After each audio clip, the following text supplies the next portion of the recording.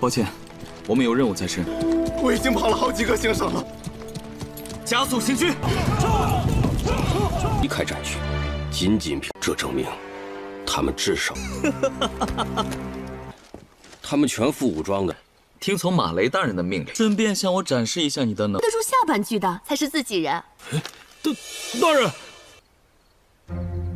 请他秘密调查。是，单凭魔族自己不可能弄到。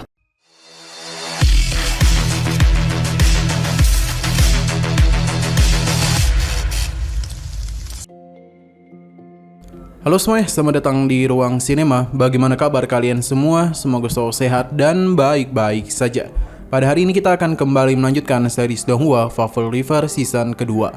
Kita sudah membahas season pertamanya pada channel Ruang Film 2. Untuk tahu lebih lanjut tentang series ini, kita sarankan untuk nonton season pertamanya dulu. Kita akan sediakan link season pertamanya di playlist. Tanpa berlama-lama lagi, langsung saja kita mulai alur ceritanya. Saat ini, Xiu bersama pasukannya telah melakukan perjalanan ke wilayah timur jauh. Namun di tengah perjalanan, Isibe, divisi keempat dari penjaga perbatasan Dama, datang untuk mencari pemimpin pasukan mereka. Xiu pun menemuinya. Isibe memperkenalkan dirinya sambil memberitahu kalau kota Dama tengah dalam kondisi darurat. Jadi dia ingin Xiu membantu menjaga provinsi tersebut. Xiu tidak menduga karena iblis sudah tiba di Dama. Namun mereka sedang menjalankan tugas yang tak bisa ditunda. Jadi Xiu meminta maaf kepadanya dan berharap mereka bisa menang. Isibe telah menyerah karena bagaimanapun ia sudah melakukan perjalanan yang cukup jauh. Tapi Xiu tetap pada keputusannya. Isibe mengingatkan kalau Dama juga bagian dari wilayah keluarga. Sayang sekali pasukan Xiu harus segera tiba di provinsi Kano. Jadi mereka pun mempercepat pergerakan sambil meninggalkan Isibe seorang diri. Padirnya pasukan Xiu tiba di Kano dan disambut oleh Malek. 抱歉，我们有任务在身。我已经跑了好几个行省了。加速行军！ Sambil makan, Malek penasaran apa rencana operasi yang diberikan oleh Biro Kemiliteran dan kapan mereka akan mengirim pasukan untuk menghadang pasukan iblis. Rencana tersebut bersifat rahasia, bahkan Xiu sendiri juga tidak tahu. Malek penasaran apakah mereka memiliki peluang untuk menang. Xiu menenangkannya karena dia yakin mereka dapat menang. Nah, mereka pun diberitahu kalau ada satu pasukan kapeleri yang datang karena ingin mengisi perbekalan di kota. Pasukan itu berasal dari Dama. Xiu akan ikut bersama Malek untuk melihat hal yang terjadi. Jiata bersama rombongannya yang berasal dari divisi ketiga pasukan penjaga perbatasan Dama, atas perintah Tuan Fandi, mereka ditugaskan keluar provinsi. Perjalanan yang mereka lakukan cukup sulit. Meskipun Dama masih aman, tapi mereka tidak tahu di arah depan sana. Xiu mulai mencurigai sesuatu, sedangkan Malek berencana untuk mengirim bala bantuan. Untuk saat ini mereka diminta untuk beristirahat dulu. Jita bersama pasukannya pun segera masuk, sedangkan Malek ingin meminta pasukan penjaga di bawah komandan Xiu, di mana Malek ternyata sudah tahu kalau orang-orang itu sebenarnya bukanlah pasukan dari keluarga. Xiu ternyata sudah mengetahui hal itu, namun dia penasaran bagaimana cara Malek dapat menyadari hal itu. Ternyata di balik kartu perwiranya terdapat noda darah yang baru saja kering. Jadi sepertinya dalam beberapa hari itu mereka pernah bertempur. Dalam kondisi seperti itu, berdasarkan peraturan untuk meninggalkan zona perang, prajurit tidaklah cukup hanya membawa kartu perwira saja, karena dibutuhkan izin tertulis minimal 2 tingkat atas. Dan yang lebih penting, mantan adik istrinya ada di divisi ketiga. Beberapa hari lalu mereka sudah dimobilisasi ke pasukan Tenggara yang dipimpin Sterling. Jadi tidaklah mungkin pasukan tersebut bisa muncul di sini. Xiu tertawa karena kehebatan yang Malek miliki. Sejak awal dia bahkan sudah tahu kalau mereka berbohong. Namun mengapa Malek tidak menghukumnya secara langsung? Malek memiliki sebuah rencana karena bagaimanapun orang-orang itu datang dengan senjata lengkap. Jumlah pasukannya tidaklah cukup untuk menghadapi mereka. Xiu menguji kemampuan Malek dalam bertindak, jadi pada malam hari ini semua pasukannya akan mendengarkan perintah dari Tuan Malek. 离开战区，仅凭这证明，他们至少，他们全副武装的，听从马雷大人的命令，顺便向我展示一下你的能力。 Malam semakin larut di mana Jiata tiba-tiba saja terbangun karena mendengar sesuatu. Pasalnya para pasukan Jianta satu persatu mulai ditangkap oleh pasukan Malek. Mereka akan dibawa pergi dulu, sementara Gulei yang hendak menyerang Jiata, namun ternyata dia itu telah berhasil melarikan diri. Xiu benar-benar tertarik dengan apa yang telah terjadi. Jiata yang melompat dari ketinggian membuat kakinya terluka. Dia pun tak bisa berlari dengan begitu cepat. Sementara itu di sisi lain ada seorang wanita yang bernama Dalai.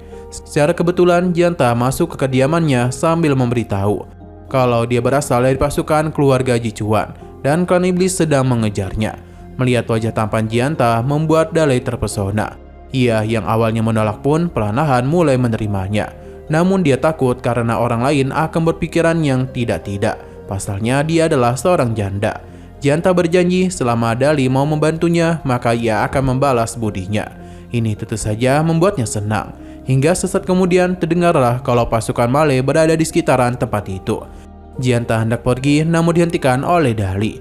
Karena jika keluar sekarang, dia itu akan dalam bahaya. Jadi sekarang ia akan membantunya dalam mengobati luka. Sedang bersama seorang janda cantik tentu saja membuat suasana menjadi begitu panas. Tapi karena pasukan Malay tidak kunjung pergi, jadi Dalai pun meminta mereka untuk segera pergi. Karena ini sudah tengah malam, namun mereka malah berisik. Tapi Malay merasa ada yang aneh dan langsung saja memberitahu Xiu. 现在走太危险了。你们，你那边看看。大半夜不睡觉，瞎嚷嚷什么？ Di mana Xiu pun memberikan perintah untuk membangkar bangunan itu. Hal ini seketika saja membuat Dalai terkejut karena bagaimanapun bangunan ini akan segera terbakar. Jianta ingin memastikan hal itu dan karena ini adalah sebuah kebenaran, jadi dia langsung saja menjadikan Dalai sebagai tahanan. Dari arah belakang, Malay tengah mengawasi situasi. Sedangkan Xiu merasa dia itu tidak akan bisa kabur dengan cara seperti itu. Walaupun begitu, Jianta yakin ia bisa kabur karena jika tidak, janda ini akan mati. Xiu pun akan memberikan kuda yang dia inginkan. Berhubung kuda ini sudah disediakan, jadi mereka berencana untuk pergi. Namun Dalai segera memberikan perlawanan yang membuat Malay memiliki kesempatan untuk melakukan penyerangan kepadanya. Dalai kesal karena Malay tidak bertindak lebih awal. Jika dia mati, maka di saat menjadi hantu, dia itu tidak akan melepaskan Malay. Xiu pun menghampiri mereka dan penasaran apakah gadis ini yang dia bicarakan kakak dari mantan istrinya. Tentu saja hal itu membuat Dalai kesal. Tidak ingin melihat mereka berselisih, Xiu pun memberikan pujian apa yang telah Dalai lakukan. Ternyata yang barusan dia lakukan merupakan ajaran dari Malay. Karena dia itu sering mengajari para warga bagaimana cara menghadapi situasi darurat seperti barusan. Janda sepertinya bahkan memiliki sebuah sandi rahasia, yakni lebih baik mereka mati kelaparan daripada mengetuk pintu janda. Xiu paham, pantas saja di saat Malay mendengar kalimat itu, dia langsung meyakini kalau ada mata-mata yang bersembunyi. Di sini Gulei menemukan sesuatu di jasad Jianta. Ketika Xiu membacanya, dia pun meminta Gulei untuk pergi kembali ke kota atas, untuk langsung memberitahukan kabar ini kepada Dilin supaya mereka dapat menyelidikinya. Apa yang berisikan dalam pesan itu adalah penempatan kekuatan militer dan kondisi pertahanan di berbagai provinsi keluarga Jichuan. Dan ini sangatlah rinci. Dengan kata lain, klan iblis memiliki sebuah mata-mata yang berasal dari keluarga. Mereka tidaklah mungkin mendapatkan informasi itu. Karena itulah Xiu yakin betul ada pengkhianat di dalam keluarga. Selain itu, orang tersebut pasti memiliki posisi tinggi. 得出下半句的才是自己人。大人，请他秘密调查。是。单凭魔族自己不可能弄把新生的兵力配置和布防情况。 Scene berpindah di Benteng Walun, di mana pasukan klan iblis tengah bersantai. Karena bagaimanapun mereka baru saja merebut benteng ini. Pasukan besar dari berbagai klan belum menyusul, jadi mereka belum bisa melakukan pergerakan dulu. Bagi weekend kelas, sepertinya akan sulit bagi mereka untuk mencapai kesepakatan. Jadi lebih baik mereka masing-masing bertindak sesuai cara sendiri. Sementara bagi Feima, kesempatan yang Yun raih selalu menggunakan taktik yang tidak terduga. Tapi pasukan besar kali ini tengah bergerak menuju barat. Yun juga tahu, tapi ini bukan sekedar sebuah perang biasa, karena sedang memusnahkan sebuah klan. Karena jika ingin melenyapkan manusia, jika mengandalkan perang saja itu tidaklah cukup. Yun berusaha untuk mengendalikan manusia ini sendiri karena yang dapat mengacaukan mereka adalah diri mereka sendiri. Feima menyadari kalau ada manusia yang telah berpihak kepada mereka. Yun hanya tersenyum saja.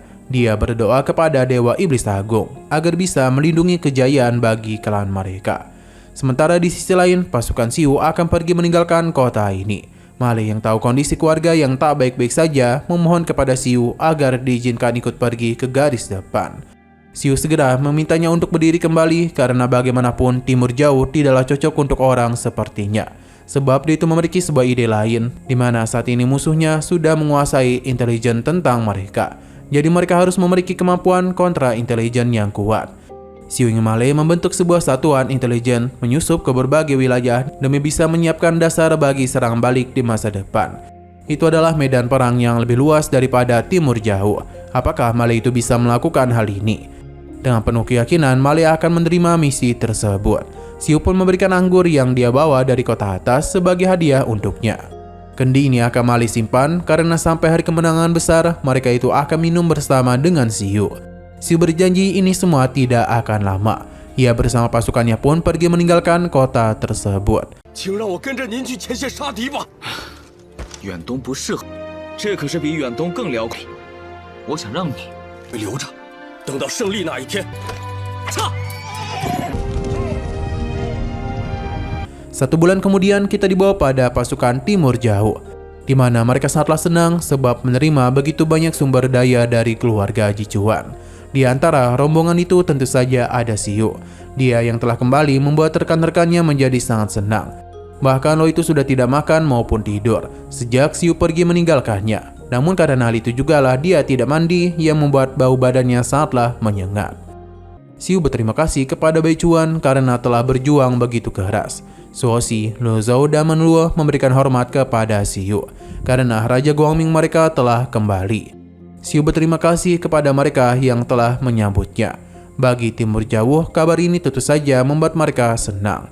Karena Xiu akan tetap di sini sampai mereka berhasil memenangkan peperangan. Seluruh pasukan bersorak meneriaki nama Xiu. Di sini ia penasaran di manakah Lin Bing dan Bulan berada. Ternyata mereka sedang memimpin pasukan di Benteng Telan. Karena terdapat 2 pasukan yang sedang dipimpin oleh Gustav dan Li Bungsu. Mereka sedang mengepung Benteng Telan. Setidaknya sudah setengah bulan mereka di sana. Xiu tidak menduga kerana iblis tidak melepaskan Timur Jauh di saat menyerang keluarga Jichuan. 已委任我接替林兵大人。围困特兰要塞，已经跟布兰在特兰要塞主持战局，都不想放过。 Nah, sayang sekali lagi seru-serunya episodenya malah bersambung. Oke, sekian dulu pada video kali ini. Untuk video selanjutnya akan segera hadir. Jadi bagi kalian yang mengikuti series ini, langsung saja klik subscribe dan aktifkan loncengnya. Terima kasih yang sudah menonton video sampai habis. Jika kalian suka pada video ini, klik like dan share ke teman-teman kalian tentang channel ini. Dan ditunggu aja kelanjutannya. Oke, sampai jumpa di video selanjutnya.